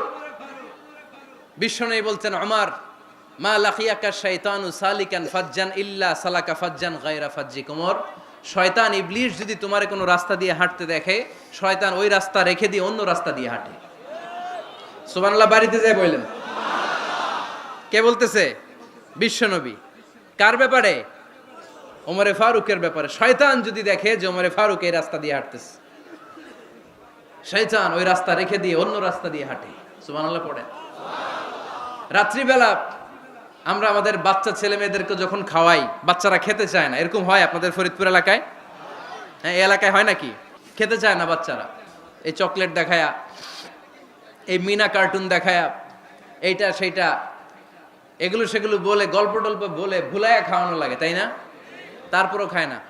আমারও ছোট মেয়ে আছে, খেতে চায় না, এইটা সেইটা এমনি সেমনে খাওয়ানো লাগে। তো শেষে না পেরে মা বাবা বলতে বাধ্য হয়, ওই যে ভূত আসতেছে, ভূত, তাড়াতাড়ি তাড়াতাড়ি খাও, নাহলে যে ভূত ধরবে তোমারে। ওই যে বাঘ আসতেছে, বাঘ, তাড়াতাড়ি খাইলে নাহলে বাঘে কামড়াবে। বলি না আমরা? আপনারা কি বলেন? ভূত। আর কি বলেন? হ্যাঁ হ্যাঁ, আচ্ছা, এক এক জায়গায় এক একটা আমরা বলি, ভূত আসবে, বাঘ খাবে, ভাল্লুক খাবে, তাড়াতাড়ি খাও। মদিনাতে যখন ওমরে ফারুক আমিরুল মুমিনিন, মদিনার মায়েরাও বাচ্চাদেরকে খাওয়াতে পারতো না, ছোট্ট মেয়েদেরকে খাওয়াতে পারতো না, খাওয়া নিয়ে যন্ত্রণা করতো। বাচ্চারা যখন মদিনায় খেতে চাইতো না রাত্রি বেলায়, মদিনার মায়েরা বলতো, তাড়াতাড়ি খাও, হা হুয়া ইয়াতি উমর, হা হুয়া ইয়াতি উমর, তাড়াতাড়ি খা, নাইলে ওই যে ওমর আসতেছে, Omar. This is our superhero সাইয়েদনা উমর ফারুক রাদিয়াল্লাহু তাআলা। শুধু শয়তানি ভয় পেত না, মুনাফিকরাও ভয় পাইতো, জমের মতো ভয়। শুধু তাই না, আমাদের আম্মাজান বিষ্ণু ইসা ইসলামের স্ত্রীরাও ওমর ফারুককে ভয় পেতেন। সুবহানাল্লাহ কইবেন না? মাঝে মাঝে বিষ্ণু ইসা ইসলামের সাথে আম্মাজান আয়েশার ঝগড়া হতো, হতো না? আপনাদের ফ্যামিলিতে ঝগড়া হয়? হয় না? হয় না? কার কার দেখি? ওরে আল্লাহ, অনেক আল্লাহর ওলি আছে তো এই জায়গায়। ঝগড়া হয় না? কি কথা কয়, ঝগড়া হয় না বলে? বিশ্বনবীর ফ্যামিলিতে ঝগড়া হয়, আপনার ফ্যামিলিতে হয় না? মিষ্টি ঝগড়া। আর ও বিয়েই করে নাই।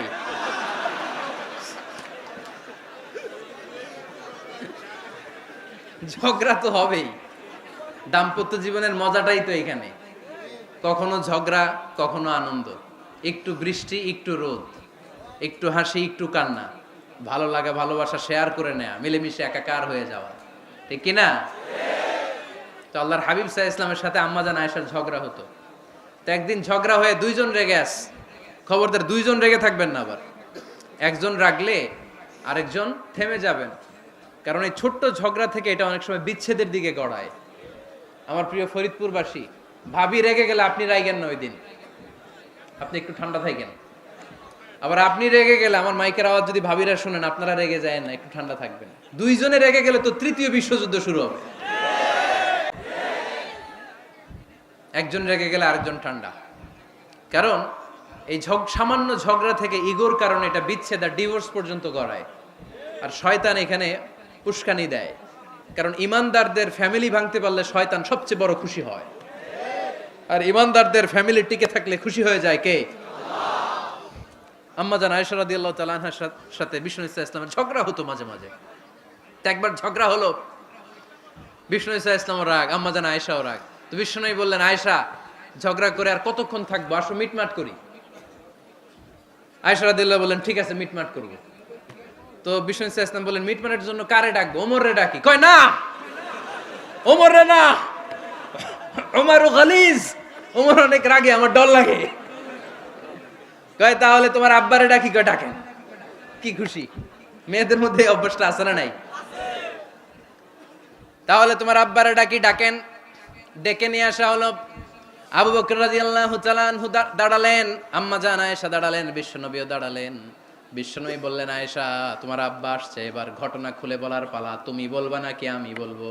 আম্মাজান আয়েশা বললেন, আপনি বলেন। তবে ওয়ালা তাকুল ইল্লা হাক্কান, যেটা ঘটছে ওইটাই বললেন, মিথ্যা কথা কইেন না। আবু বকর রাদিয়াল্লাহু তাআলা আনহু রেগে মেগে আগুন। কি, এই কথা তুমি কেমন করে বলো? বিশ্বনবীকে মিথ্যা কথা কখনো বলবে? রেগে মেগে দিলেন মেয়ের গালে এক চড়। বানিয়ে বলতেছি না, মুসনাদ আহমদ ইবনে হাম্বলের হাদিস। বাবার হাতের থাপ্পড়কে আম্মাজান আয়েশা উল্টে বললেন। সাইয়েদনা আবু বকর রাগে গড়গড় করছেন, আবার মারার জন্য তেড়ে গেলেন। এবার বাঁচার জন্য আম্মাজান আয়েশা বিশ্বনবীর পিছনে যে আশ্রয় নিলেন, বিশ্বনবী বাঁচানোর জন্য দুই হাত মেলে দাঁড়িয়ে গেলেন। পড়েন সুবহানাল্লাহ। বিশ্বনবী যখন দুই হাত মেলে দাঁড়িয়ে গেলেন, সাইয়েদনা আবু বকর রাদিয়াল্লাহু আনহু থেমে গেলেন। সাইয়েদনা আবু বকর রাদিয়াল্লাহু তাআলা আনহু ঘর থেকে বের হয়ে বারান্দায় দাঁড়ালেন। পড়েন সুবহানাল্লাহ। এবার বিশ্বনবী আম্মা জান আয়েশার কাছে যেয়ে বলেন, ইয়া আয়েশা কাইফা রাআইতিনি আনকাসতুকি মিনার রাজুল, দেখছো কেমনে বাঁচাইলাম? আমি না থাকলে ভর্তা বানাই ফেলতো আজকে। আমি বাঁচাইছি তোমারে, আমি আমার লগে ঝগড়া করো তুমি। লজ্জায় পড়ে আম্মা জান আয়েশা খিলখিল করে হেসে দিলেন, বিশ্বনবীও হেসে দিলেন। দুইজনের হাসির মধুর আওয়াজ শুনে সাইয়েদনা আবু বকর বাইরে থেকে অবাক, কিরে এতক্ষণ না ঝড় তুফান, এখন দেখি হাসি। সালাম দিয়ে অনুমতি নিয়ে ভিতরে ঢুকলেন, ঢুকে দেখেন আম্মা জান আয়েশাও হাসে, বিশ্বনবীও হাসে। এ হাসি দেখে আবু বকর রাদিয়াল্লাহু আনহু হেসে দিলেন, আরশের উপর থেকে খুশি হয়ে গেলেন কে? এবার সাইয়েদনা আবু বকর রাদিয়াল্লাহু তাআলা আনহু বললেন, ইয়া রাসূলুল্লাহ আশরিকানি ফি সিলমিকুমা কামা আশরাকতুমানি ফি হারবিকুমা। ও নবী, যুদ্ধ লাগলে, দুইজন যুদ্ধ লাগলে মীমাংসার জন্য যেমনি আমারে ডাকেন, এরকম হাসি আর আনন্দের মুহূর্তেও আমারে একটু ডাইকেন। আশরিকানি ফি সিলমিকুমা কামা আশরাকতুমানি ফি হারবিকুমা। নবী, আপনাদের মধ্যে ঝগড়া লাগলে সন্ধি করার জন্য আমারে যেমনি ডাকেন, আপনাদের হাসি খুশি আনন্দ খুনসুটি এই মজাদার মুহূর্তগুলোতে আমারে বঞ্চিত রাখেন না, আমার একটু ডাইকেন। সুবহানাল্লাহ পড়েন। এই মুসনাদে আহমদ ইবনে হাম্বলের হাদিস শোনার উদ্দেশ্য হচ্ছে, বিশ্বনবী প্রথমে ওমরে ফারুকের নাম বলেছিলেন। সাইয়েদনা আয়েশা বলে, না আমি ডরাই। হাইবাত, দিস ইজ কল্ড হাইবাত ওমর। একবার বিশ্বনবীর সব বিবিরা ধরলেন, ও নবী আমাদেরকে এটা দেন ওইটা দেন, ঘরে এইটা নাই ওইটা নাই ওইটা নাই। বিশ্বনবীকে, আমার কাছে কিচ্ছু নাই, যদি এমনি আমার বউ হয়ে থাকতে চাও থাকো, তাহলে যা, তা না হলে যা লাগবে কিনে দেব, সাথে সাথে তালাকও দিয়ে দিব। কিছু দিতে পারবো না, আমার নাই তো, সামর্থ্য নাই। কিন্তু বিবিরাও ছাড়ে না, এটা দেন ওইটা দেন। বিশ্বনবী রহমতের নবী, বিবিদেরকে বুঝাতেও পারেন না, বিবিরা আবদার করতেছে, নবী এটা লাগবে ওইটা লাগবে। ইন দ্য মিন টাইম বিশ্বনবী একজনের সালাম শুনতে পেলেন, কে যেন দরজায় দাঁড়িয়ে বলতেছে আসসালামু আলাইকুম। বিশ্বনবী দরজার দিকে তাকালেন, তাকিয়ে বললেন ওয়া আলাইকুমুস সালাম, আর বুঝতে পারলেন এটা আমার ওমরের সালাম। সালাম দেওয়ার পরে বিবিদের দিকে তাকায় দেখে একজন বিবিও নাই, সব অন্দরমহলের ভিতরে দৌড়। সুবহানাল্লাহ পড়তে পারলেন না? This is our super hero Omar. এরকম ওমর একটা লাগবে, চিল্লায় বলেন কয়টা? একটা ওমর গোটা বিশ্বকে সোজা করে দিবে। একটা ওমর সবল আর দুর্বলের সব পার্থক্য দূর করে দিবে। মাজলুমের উপর জালিমের অত্যাচারের অবসান ঘটায় দিবে। গোটা বিশ্বটাকে সাম্য, মৈত্রী, ভালোবাসার ইনসাফ দিয়ে পরিপূর্ণ করে দিবে। সেই ওমরের অপেক্ষায় আমরা। নিজের ছেলেকে 80টা বেত মেরেছেন। কয়টা? 80টা বেত মেরেছে। এই ব্যাপারে অনেকগুলো বর্ণনা পাওয়া যায়। সবচেয়ে সহিহ বর্ণনা হচ্ছে মুয়াত্তা ইমাম মালিকের বর্ণনা।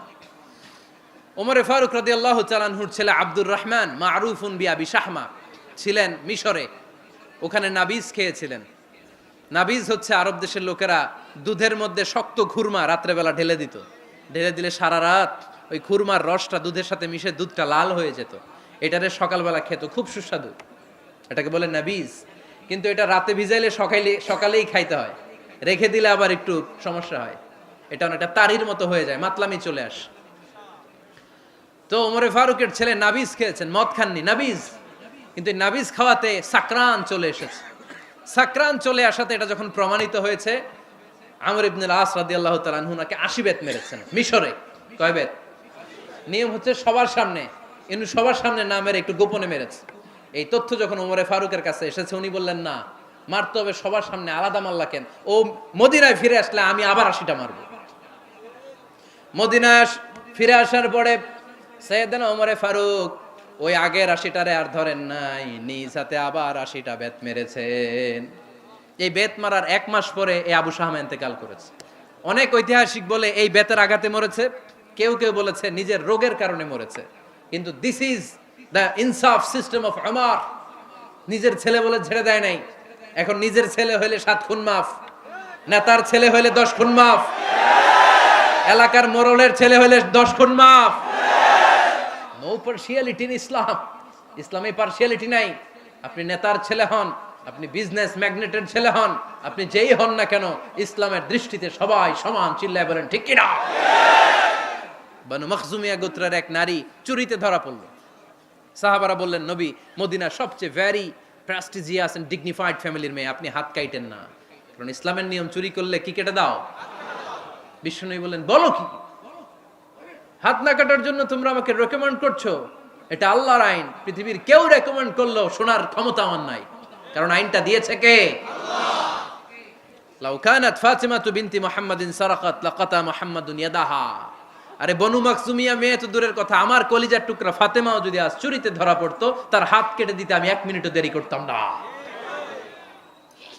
দিস ইজ ইসলাম। এই হচ্ছে ওমরে ফারুকের মানাকিব। এরকম ওমরে ফারুক কয়টা লাগবে? আওয়াজ করে বলতে হবে, কয়টা লাগবে? একটা লাগবে। এই সাইয়েদনা ওমরে ফারুক মদিনার প্রথম চিফ জাস্টিস ছিলেন। সর্বপ্রথম উনার পরামর্শে সাইয়েদনা আবু বকর রাদিয়াল্লাহু তাআলা আনহু কোরআনকে সংকলন করেছেন। আমরা এই যে কোরআন পড়ি 30 পারা, এমদাদিয়া লাইব্রেরির 114টা সূরা, কত সুন্দর সন্নিবেশ করা হয়েছে, এখানে সাজানো হয়েছে। আল্লাহর হাবিব সাল্লাল্লাহু আলাইহি ওয়াসাল্লামের সময় কি এরকম কোরআন ছিল নাকি? ছিল না। খেজুর পাতার মধ্যে, গাছের বাকলের মধ্যে, ওটের বড় হাড্ডির মধ্যে আর পাথরের মধ্যে খোদাই করা কোরআন ছিল। সাইয়েদনা আবু বকরের সময় রাদিয়াল্লাহু তাআলা আনহুর সময় যুদ্ধ হলো, 70 জন হাফেজ সাহাবী ইন্তেকাল করলেন। সাইয়েদনা আবু বকর রাদিয়াল্লাহু তাআলা আনহুকে ডেকে ওমরে ফারুক বললেন, ও আবু বকর, এইভাবে হাফেজে কোরআন সাহাবীরা যদি দুনিয়া থেকে বিদায় হয়ে যায়, আল্লাহর কোরআনও তো বিদায় হয়ে যাবে। আমার পরামর্শ হলো আপনি সব বয়োজ্যেষ্ঠ সাহাবীদেরকে একসাথে করে কোরআনের সব কাগজগুলোকে একসাথে করে একটা নির্ধারিত কপির মধ্যে কোরআনকে সংকলন করে ফেলেন। সাইয়েদনা আবু বকর বললেন, যেটা আমার নবী করেন এটা আমি কেমনে করি? কিন্তু ওমরে ফারুক নাছোড়বান্দা বলে না, এটা করলে কোনো খারাপ হবে না, ভালোই হবে। মুসলিম উম্মার জন্য এক জায়গায় কোরআন সন্নিবেশিত থাকবে, আপনি করেন। সাইয়েদনা আবু বকর রাজি হয় না, ওমরে ফারুকও ছাড়ে না। ওমরে ফারুক বলতে বলতে বলতে বলতে এমন ভাবে সাইয়েদনা আবু বকর রাদিয়াল্লাহু তাআলা আনহুকে ধরলেন, সব শেষে সাইয়েদনা আবু বকর ওমরে ফারুকের কথায় কোরআন সংকলনে রাজি হয়ে গেলেন। পড়েন সুবহানাল্লাহ। উনি বললেন, ওমর যখন আমাকে বারবার বুঝাতে লাগলো, আল্লাহ তাআলা আমার হৃদয়টা ওমরের কথা শোনার জন্য খুলে দিলেন। আল্লাহ তাআলা কেমন যেন আমাকে ইলহাম করলেন, আবু বকর করো, এই কাজের মধ্য দিয়ে আমি আমার কোরআনকে গোটা বিশ্বে জীবিত রেখে দেব। This is Omar. এই যে আমরা হিজরি সনের যে আমরা গণনা করি, এই হিজরি সনের প্রবর্তক হচ্ছে সাইয়েদনা ওমরে ফারুক। সুবহানাল্লাহ নাই? আপনাদের মনোযোগ আছে না গেছে? কই ঘুমায় গেলেন মনে হয়? তাকবীর দেন তো একজন আওয়াজ করে।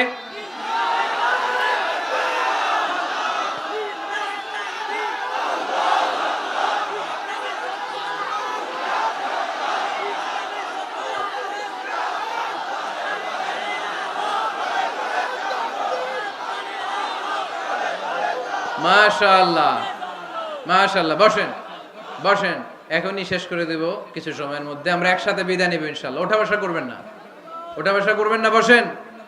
সাইয়েদনা ওমরে ফারুক এই হিজরি সনের গণনা শুরু করেছেন। সাহাবারা বলল, আমিরুল মুমিনিন, খ্রিস্টানদের ঈসাই সন আছে, আমাদের মুসলমানদের কোনো সন নাই। আমাদের একটা সন থাকলে আমাদের জিজিয়া নিতে, আমাদের যাকাতের টাকা উত্তোলন করতে অনেক সুবিধা হবে। ওমর ফারুক বললেন, তাহলে কোন সালকে হিজরি, কোন সালকে মুসলিম সাল হিসেবে আমরা ঘোষণা দিতে পারি? একজন বলল, আমার নবী যেই সালে জন্মগ্রহণ করেছেন ওই সালে। ওমর ফারুক বললেন, না, আমার নবীর জন্ম আমাদের জন্য খুশির দিন, কিন্তু এটা আমাদের জন্য প্রেরণা নয়। প্রেরণা নবীর কাজে, ঠিক কিনা? আরো কিছু সাহাবারা বলল, তাহলে যেই সালে আমার নবী ইন্তেকাল করেছে ওইটারে প্রথম সাল ধরেন। ওমর ফারুক বললেন, না, যেদিন তিনি ইন্তেকাল করেছেন এটা আমাদের দুঃখের দিন, এটা আমাদের প্রেরণা নয়। আমাদের প্রেরণা হচ্ছে বিশ্বনবীর ত্যাগ, তিতিক্ষা আর কাজের মধ্য দিয়ে। জোরে কোন ঠিক কিনা? ওমর ফারুক বললেন, যেদিন বিশ্বনবী ইসলাম রক্ষায় নিজের মাতৃভূমি ছেড়ে মক্কা থেকে মদিনায় গিয়েছেন, ওই দিনটাকে হিজরি প্রথম দিন ধরে আমরা হিজরি সাল গণনা করে শুরু করে দেব। ওইটাই হচ্ছে হিজরি সন। সেখান থেকে হিজরি সনের প্রবর্তন করেছেন সাইয়েদনা ওমর ফারুক রাদিয়াল্লাহু তাআলা আনহু। এই যে স্টেট গভর্নমেন্ট, এই যে প্রিজন, জেলখানা, ক্যান্টনমেন্ট, সচিবালয়, গণভবন, বঙ্গভবন, মুক্তিযোদ্ধাদের ভাতা, রাষ্ট্রীয় ভাতা, এই সব নিয়ম কানুন সাইয়েদনা ওমর ফারুক তার রাষ্ট্রীয় আমলে তিনি নিজে করেছেন। চিল্লায় পড়েন আল্লাহু আকবার। মুসলমানদের আলাদা কারেন্সি, নিজস্ব মুদ্রা ব্যবস্থা নিজে চালু করেছেন। সৈনিকদের মধ্যে যারা বিবাহিত, প্রতি 6 মাস অন্তর অন্তর 1 মাসের ছুটি কাটাতে তারা ফিরে আসবে, সাইয়েদনা ওমর ফারুক চালু করেছেন। চিল্লায় আওয়াজ করে পড়েন আল্লাহু আকবার। এই যে আমরা 20 রাকাত সালাতুত তারাবি পড়ি রমাদানে, পড়েন না আপনারা? এটা সাইয়েদনা ওমর ফারুক চালু করেছে। সুবহানাল্লাহ পড়তে পারলেন না? কোরআনে মোট 22টা আয়াত আছে যেখানে সাহাবারা ইনডিসিশনে ভুগছিলেন। বিশ্বনবীর মত একটা, ওমর ফারুকের মত আর একটা। এই 22 জায়গায় আল্লাহ তাআলা বিশ্বনবীর মতের পক্ষে আয়াত নাজিল না করে ওমর ফারুকের মতের পক্ষে কোরআনের আয়াত নাজিল করেছেন। আওয়াজ করে পড়েন আল্লাহু আকবার। এদিকে উঠলেন কেন আপনারা? যারা উঠছেন আমার দিকে তাকান।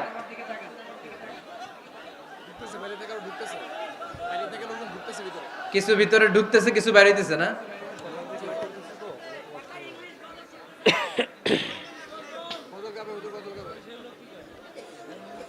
সাইয়েদনা ওমর ফারুক, আমরা সাহাবীদের জীবন চরিত পড়তে চাই না, কত যে অনুপ্রেরণামূলক দৃষ্টান্ত সাইয়েদনা ওমর ফারুক আমাদের জন্য রেখে গিয়েছেন।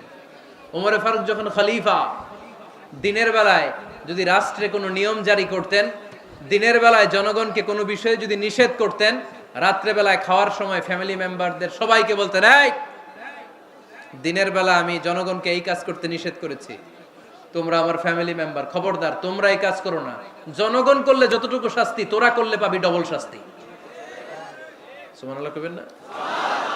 আমাদের নেতারা ওই বাড়ির বিচার করে, ওই বাড়ির মাইয়ার বিচার, ওই বাড়ির পোলার বিচার, নিজের পোলা গাঞ্জা টানে আছে না নাই? নিজের মেয়ে অপরাধ করে আছে না নাই? আহা, কি নেতা ছিলেন ওমর ফারুক! আগে নিজের ঘর সামলিয়েছেন, আগে নিজেকে সামলিয়েছেন, নিজের ঘর ঠিক করেছেন। বলেছেন জনগণ করলে যত বেদ, তোরা করলে double Veda. This is call leader, ঠিক কি না? এক বাবা এসে বললেন, ওমর ফারুক আমার ছেলে কথা শোনে না, বেয়াদব। ওমর ফারুক ছেলেরে ডাকলেন, বাবা তুমি তোমার আব্বাজানের কথা শোনো না, এটা তো কবিরা গুনাহ। ছেলে বলে, ওমর ফারুক সব দায় দায়িত্ব আল্লাহ ছেলে মেয়েদেরকে দিয়েছে, বাবা মাকে কোনো দায়িত্ব দেয় নাই। ওমর ফারুক বললেন, অবশ্যই দায়িত্ব দিয়েছে। তাহলে বলেন আমার বাবার দায়িত্ব কি? উনি বললেন, প্রাইমারিলি প্রথমত 3 দায়িত্ব। আইয়ান তাকিয়া উম্মা, পৃথিবীর প্রতিটি বাবার উচিত ছেলেদের মেয়েদের জন্য ভালো মায়ের ব্যবস্থা করা। 2 নম্বরে আইয়ুহসিনা ইসমা, সুন্দর তার একটা নাম রেখে দেয়া। 3 নাম্বার ইউআল্লিমাহুল কিতাব, তার আল্লাহর কিতাব শিক্ষা দেওয়া। এবার ছেলেকে আমার আব্বা 3টার একটাও করে নাই। এবার ওমর ফারুক রেগে গেলেন, বাবার কাঁধে ধরলেন, বললেন তুই ছেলের জন্য বিচার নিয়ে আসলি, তোর 3টা দায়িত্বের একটাও তুই পালন করিস নাই। ছেলে বলে, আমিরুল মুমিনিন, আমার মা নর্তকী, আমার মা মাজুসি, আমার মায়ের মধ্যে কোনো আদব কাদব নাই, সুন্দরী দেখে আমার মারে বাবা বিয়ে করছে, আমার মায়ের কাছ থেকে জীবনে কিছু শিখি নাই। 2 নাম্বার সাম্মানি খানফাসা, আমার বাবা আমার নাম রেখেছে চামচিকা। কি নাম রাখছে? এটা নাম হইলো একটা? এরকম উল্টা পাল্টা নাম আছে না নাই? না, এগুলো রাখবেন না। আব্দুল্লাহ রাখবেন, আব্দুর রহমান রাখবেন, আর একটা কি বলছি আজকে? হুযাইফা রেখে দিয়েন, পারবেন? ওয়ালাম ইউআল্লিমনি হারফাম মিন কিতাবিল্লাহ আমিরুল মুমিনিন, শুধু তাই না, আল্লাহর কোরআনের একটা অক্ষরও আমার বাবা কোনোদিন আমারে শিক্ষা দেয় নাই। ওমর ফারুক রেগে গেলেন, এবার বাবার কান্দে ধইরা মারতে শুরু করলেন। তুই পোলার নামে বিচার নিয়ে আইছিস, তোরে মাইর দিমু আগে। এরকম নেতার দরকার আছে না নাই? মদিনায় এক লোক তার বউরে রাগের চোটে 100 তালাক দিয়ে ফেলছে। কয় তালাক দেয়ার নিয়ম কয়টা? দিছে কয়টা? এবার স্ত্রী কাঁদতে কাঁদতে এসে বলে, আমিরুল মুমিনিন দেখেন, আমার স্বামী আমারে রেগে মেগে 100 তালাক দিছে। ওমর ফারুক বললেন, দইরা নিয়ে এটারে। নিয়ে আসা হলো। ওমর ফারুক বললেন, কয়টা তালাক দিয়েছো? কয় 100টা। কেন দিছো? কয় মাথা গরম আছিল। এরকম আছে না? তালাক দেওয়ার সময় সব তালাক, তুই তালাক, তোর মা তালাক, তোর বোন তালাক, সব তালাক। তালাক দিবে ওয়াইফ রে, দিতেছে সবাই রে। তো ওমর ফারুক বললেন, দিবে 3টা, 100টা দিলা কেন? কয় মেজাজ গরম ছিল। কয় দাঁড়া, আত-তালাকু মিন শাআইরিল্লাহ, তালাক হচ্ছে আল্লাহর দেয়া বিধানের একটা নিদর্শন, এটা নিয়ে তুই খামখেয়ালি করলি। আমার রায় শোন, আমার রায় হচ্ছে 3 তালাকে তোর বউ তালাক, বাকি 97 তালাক তোর পিঠের উপরে পড়বে। এরকম বিচারের দরকার আছে না নাই? এরকম দৃষ্টান্তমূলক বিচার যদি বাংলার জমিনে দেয়া হতো, আর কোন নারী ধর্ষিতা হতো? আর কোন নারীকে অ্যাসিড মারা হতো? আর কোন নারী যৌতুকের জন্য কান্না করতো? একটা আমল লাগবে, বেশি না। কয়টা লাগবে? তিনি গভর্নর সিস্টেম চালু করেছিলেন, governorate system, Islamic state. Bahrain, Yemen, মিসর, কুফা, বসরা, মক্কা, মদিনা, এই 7 জায়গায় 7 জন গভর্নর পাঠিয়েছেন। তাদের থেকে তথ্য নিতেন। এই গভর্নর সিস্টেম উনি বানিয়েছেন। সাইয়েদনা আমর ইবনে আল আস রাদিয়াল্লাহু তাআলা আনহুকে পাঠিয়েছেন মিশরে। মিশরে একটা দৌড় প্রতিযোগিতা হতো।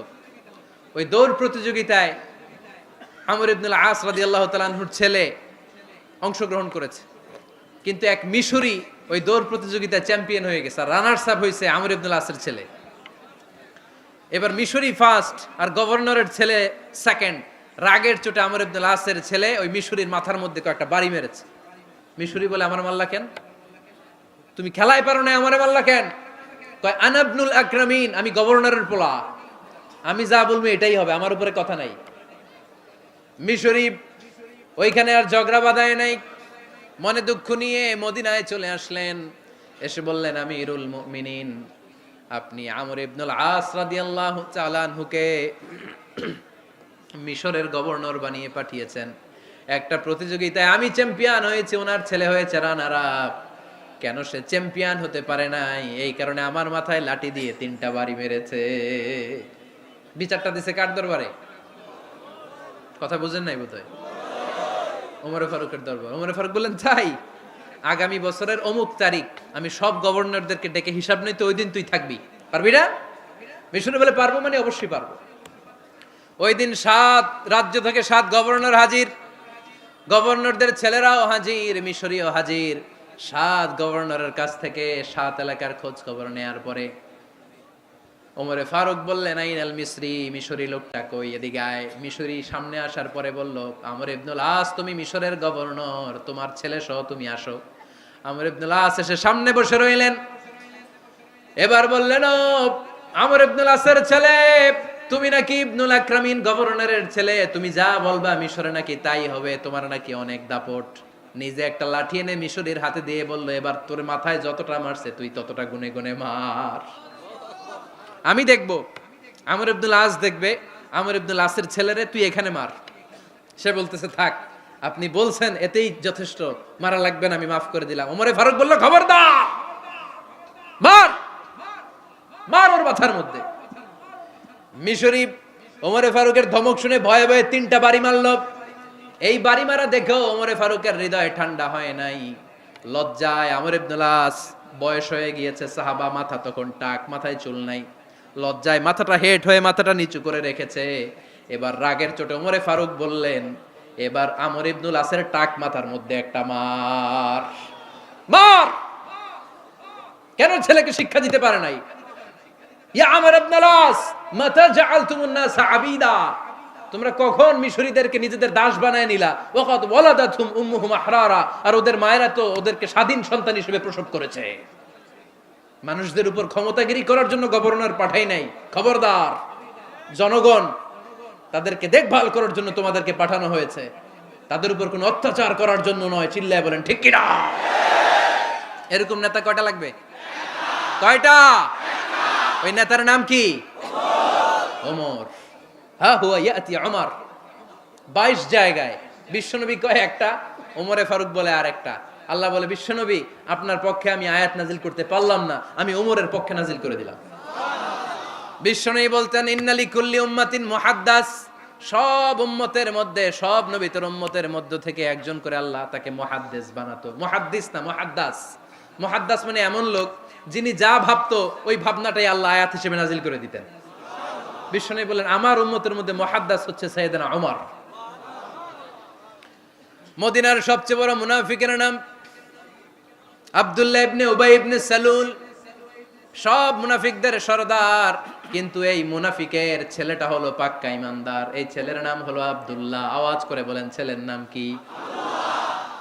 আব্দুল্লাহ ইবনে উবাই ইবনে সালুল, মুনাফিক সরদার যখন ইন্তেকাল করলো, সাইয়েদনা আব্দুল্লাহ রাদিয়াল্লাহু তাআলা আনহু বিশ্বনবীর কাছে এসে চোখের পানি ছেড়ে ডেকে বলে, নবী, আপনিও জানেন, আমিও জানি, মদিনার সবাই জানে আমার আব্বা মুনাফিকদের সরদার, কিন্তু আমার মন তো মানে না, আমার তো পিতা, আমার তো বাবা লাগে, আমার তো মন মানে না।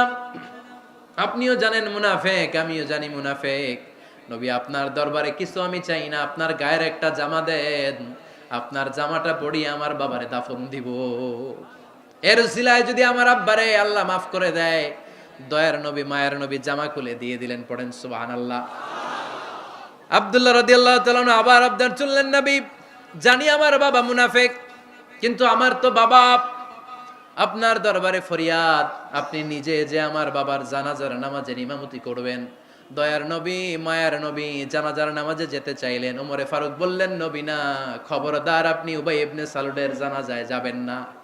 বিশ্বনবী জোর করে যেতে চাইলেন। সাইয়েদনা ওমরে ফারুক বিশ্বনবীর জামা পেছন থেকে টেনে ধরলেন। আল্লাহু আকবার, টেনে ধরলেন, যাবেন না আপনি। ওমর ফারুকের হাত থেকে হ্যাচকা টান মেরে জুব্বা টান দিয়ে বিশ্বনবী জানাজায় চলে গেলেন। রব্বুল আলামিন আয়াত নাজিল করলেন, ইস্তাগফির লাহুম আও লা তাস্তাগফির লাহুম ওয়া ইন তাস্তাগফির লাহুম ৭০ মাররাতান ফালান ইয়াগফিরাল্লাহু লাহুম। নবী গো, একবার নয়, দুইবার নয়, ৭০ বারও যদি এই মুনাফিকের জন্য আপনি ক্ষমা চান, তার জন্য ক্ষমা নাই, তার জন্য আছে জাহান্নাম। ওয়ালা তাকুম, আপনি যাবেন না আলা কবরি, কখনো তাদের জানাজায় যাবেন না। এই যে একটা ভুল করে ফেলছেন, এটা এইবারই শেষ, এরপরে আর যাবেন না। সাইয়েদনা ওমর ফারুকের পক্ষে আল্লাহ তাআলা কোরআনের আয়াত নাজিল করে দিলেন। চিল্লায় পড়েন আল্লাহু আকবার। এভাবে 22টা জায়গায় ওমর ফারুক যা বলেছে, এটা নিয়ে একটা আলাদা আলোচনা হইতে হবে, আলাদা একটা আলোচনা লাগবে যে 22টা আয়াতে আল্লাহ তাআলা বিশ্বনবীর পক্ষে কোরআনের আয়াত নাজিল না করে সাইয়েদনা ওমর ফারুকের পক্ষে আয়াত নাজিল করেছেন। চিল্লায় পড়েন সুবহানাল্লাহ। ওই ওমর ফারুককে আমাদের মডেল বানানোর দরকার আছে না নাই? ওই ওমর ফারুকের জীবনী আমাদের ছেলে মেয়েদেরকে পড়ানোর দরকার আছে না নাই? আমাদের ভবিষ্যৎ প্রজন্ম এগুলো জানে না। ওরা সালমান খান দেখে বড় হয়, ওরা শাহরুখ খান দেখে বড় হয়, ওরা ঋত্বিক রোশনকে দেখে বড় হয়। ওরা মনে করে যে এরাই বড় সুপার হিরো। আমাদের যে কত বড় সুপার হিরো আছে এরা জানেই না। নতুন প্রজন্মের কর্ণকহুরে সাইয়েদনা ওমর ফারুকের ইতিহাস পৌঁছে দেওয়ার দরকার আছে না নাই? ওমর ফারুকের ইন্তেকালের ঘটনাটা বলেই আমরা মুনাজাতের দিকে যাব। শুনবেন? শুনতে চান? উনি স্বপ্নে দেখলেন একটা লাল মোরগ ওনাকে 3টা ঠোকর মেরেছে। কয়টা? উনি জুমার নামাজে, জিলহজ মাসের শেষ সপ্তাহে জুমার নামাজে বললেন যে একটা লাল মোরগ 3টা ঠোকর মেরেছে। মুগীরা ইবনে শুবা রাদিয়াল্লাহু তাআলা আনহুর দাস আবু লুলু আল মাজুসি, এই লোকটা খঞ্জর বানাতে পারতো। মুগীরা রাদিয়াল্লাহু তাআলা আনহুর দাস। মুগীরা প্রতিদিন 4 দিরহাম করে চার্জ করতো, যেহেতু দাস। সে এসে বিচার দিল, আমিরুল মুমিনিন, মুগীরা আমার থেকে বেশি টাকা চায়, জুলুম করে। ওমর ফারুক বললেন, তাই? তুমি কি কাজ জানো? বলে, আমি খঞ্জর বানাতে জানি। বাড়ি কই? পারস্য। আরে তুমি খঞ্জর বানাতে জানলে তো 4 দিরহাম অনেক কম, সে তো আরো বেশি টাকা নেওয়া দরকার ছিল তোমার থেকে। আবু লুলুর এই কথা পছন্দ হয় নাই। সে কয়, ওমর তুমি সবারে দয়া দেখাও আর আমার ক্ষেত্রে কঠিন নিয়ম বানাইলা, দাঁড়াও এই নিয়ম তোমারে আমি দেখাবো। এই রাগে সে বাড়িতে যে একটা খঞ্জর বানালো। কি বানালো? খঞ্জর চিনেন? ছোট্ট ছুরি। কিছুদিন আগে ওমানের সুলতান কাবুস ইন্তেকাল করেছে, জানেন আপনারা? ওনার এই কোমরের মধ্যে খঞ্জর থাকতো, ছবিতে দেখছেন? আরব শায়েখ যারা সুলতান আমির, কোমরে কি থাকে? ছোরা থাকে, খঞ্জর। সে বাসায় যে একটা খঞ্জর বানালো, যেই খঞ্জরের 2 মাথা, লাহু রাসান ওয়া মাকবাদাতুহু ফি ওয়াসাতি, আর ধরার হ্যান্ডেলটা মাঝখানে, এদিকেও ছুরি এদিকেও ছুরি, যাতে এইভাবে মারা যায়। সে ধার দিতে লাগলো আর বলল, ওমর দাঁড়াও, তোমারে আমি দেখাবো। ওমর ফারুক মসজিদে নববীর ইমাম, ফজরের নামাজের সময় এ আবু লুলু আল মাজুসি বুরনুস পরে, চাদর পরে, লুকিয়ে লুকিয়ে, সে অগ্নি উপাসক, মুমিন নয়। ওমর ফারুককে অ্যাটাক করার জন্য গেলেন মসজিদে নববীতে। ওয়াকানু ইউসাল্লুনা বিগালাস, তখন ওনারা অন্ধকারে নামাজ পড়তো। নামাজের সময় যখন হলো, লুকিয়ে লুকিয়ে প্রথম কাতারে ওমর ফারুকের পিছনে মুয়াজ্জিনের পাশেই দাঁড়ালো, হাতে খঞ্জর। একামত হলো, ওমর ফারুক সালাত শুরু করলেন, ফজরের সালাত। আল্লাহু আকবার। নামাজ শুরু করলেন, সূরা ফাতিহা বললেন। আরেকটা সূরা যখন পড়তে যাবেন, in the meantime Abu Lulu এই খঞ্জর নিয়ে ওমর ফারুকের বুকের মধ্যে 3টা স্টেবিং করলেন। একটা মারলেন নাভির নিচে, মারার সাথে সাথে পাকস্থলী কেটে গেল। আরেকটা মারলেন পাজরে, পাজর ছিঁড়ে গেল। 3টা মারার পরে ওমর ফারুক বললেন, কাতালানি আল কালব, এক কুকুর আমাকে মেরে ফেলেছে। পেছন থেকে এক সাহাবীকে টান মেরে সামনের দিকে নিয়ে গেলেন, তুমি নামাজের ইমামতি করাও। আর ওমরে ফারুককে বাকিরা ধরাধরি করে পেছনে নিতে আরম্ভ করলেন। আর এই আত্মাই আক্রমণ যে করেছে, সে কাতারের মাঝখান দিয়ে যেতে আরম্ভ করলো আর দুই দিকে ছুরি মারতে আরম্ভ করলো। 13 জন সাহাবীর গায়ে ছুরি মেরেছে, 7 জন সাহাবা স্পট ডেথ, জায়গায় মৃত্যু। এই ভয়ঙ্কর অবস্থা দেখে এক সাহাবী বুরনুস, এক ধরনের জুব্বা আছে মাথাওয়ালা, অনেকে জ্যাকেট পরছেন না এরকম মাথাওয়ালা, লম্বা জুব্বা আছে আরবরা শীতে পরে মাথাওয়ালা, এই মাথাওয়ালা জুব্বা বের করে এক সাহাবী জালের মতো তার দিকে উড়ায় মারলো। ওই বুরনুসের মধ্যে পেঁচিয়ে আবু লুলু মাটিতে পড়ে গেল আর সুইসাইড করে ফেললো, নিজের বুকে নিজে মেরে আত্মহত্যা। যেই সাহাবীকে ইমামতির জন্য দাঁড় করালেন, উনি ছোট্ট সূরা দিয়ে প্রথম রাকাতে সূরা আল কাউসার, দ্বিতীয় রাকাতে সূরাতুল ইখলাস দিয়ে নামাজ শেষ। ওমরে ফারুক বেহুশ। ওমরে ফারুক কি? হ্যাঁ, বেহুশ। সবাই কান্নাকাটি করতেছে, সবাই দেখতে গেলেন, এখন হুঁশ ফিরে না। মুখের মধ্যে, মুখ খুলে রাষ্ট্রের চিকিৎসক মুখের মধ্যে দুধ দিলেন, ওই নাভি দিয়ে দুধ বের হয়ে যায়, পাকস্থলী কেটে ওখান দিয়ে দুধ বের হয়ে যাচ্ছে। তারা বললো ওনারে বাঁচানো সম্ভব না, দেখেন হুঁশ ফিরে কিনা। হুঁশ ফিরলে ওনার পরে কে আমির হবে, উনি যেন প্যানেল ঠিক করে দিয়ে যায়। সবাই তাকিয়েছে ওমরে ফারুকের চোখের দিকে। আল্লাহর মেহেরবানিতে ঘন্টা খানিক পরে উনি চোখ খুললেন। চোখ খোলার পরেই বলেন নাই ও মা আমি মরে যাই। চোখ খোলার পরে উনি বলেন নাই কে মারলো আমারে। চোখ খোলার পরে উনি বলেন নাই আমার পরে নেতা কে হবে।